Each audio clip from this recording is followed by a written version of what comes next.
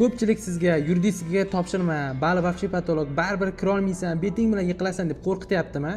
Unda to'xtab turing, videoni oxirigacha ko'rasiz. Men sizga yuridikaga oddiy kirishda emas, 189 ball bilan kirishda sirli usullarni o'rgataman. Siz bu kim o'zi?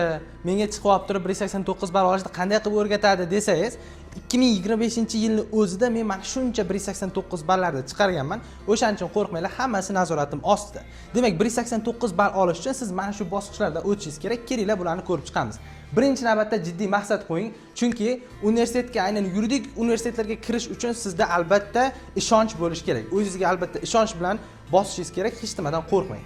Ikkinchisi kuchli analiz bo'lishi kerak. Ya'ni bu qanaqa bo'ladi? Bitta blok testga kiring va o'sha blok testni ishlab qo'yib, qaysi fanlardan kamchiliklaringiz borligini aniq yozib chiqing.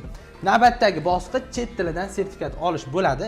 Chet tilidan sertifikat olsangiz, bu sizga tasavvur qiling, naqd 63 ballni beradi. Ya'ni imtihonda o'sha chet tilini bajarmaysiz. Shunday borib sizga 63 ballni beradi, olib kelasiz. O'shaning uchun busiz bo'lmaydi, raqobat o'ta ham kuchli.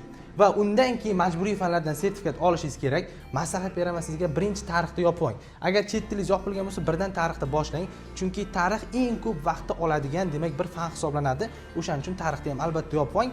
Ona tili, matematikani keyin bu yerga bosaverasiz, lekin ularga ham tavsiya qilaman, iloji boricha sertifikat oling. Endi eng bir nima deydi, olov qismi, qiziq qismi keldi. Ya'ni bu huquq bo'ladi. Qarang, siz huquqda qanchaga ulguraman desangiz, men sizga kafolat beraman, mana shu yanvardan kiring va hamma vazifalarimni bajaring.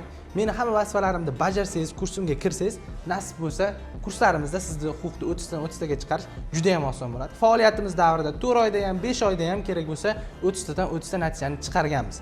Va undan keyin mana sizlar bilan har oylik testlarda ishlaymiz va 189 ball olishingiz bilan nasib bo'lsa, sizlarni maqsadlaringizga erishtiramiz. Shunday ekan, agarda video foydali bo'lgan bo'lsa, saqlab qo'ying. Mana bu diagrammani to'liq variantda Telegram kanalimizga yuklaymiz. Kanalimiz linki pastda.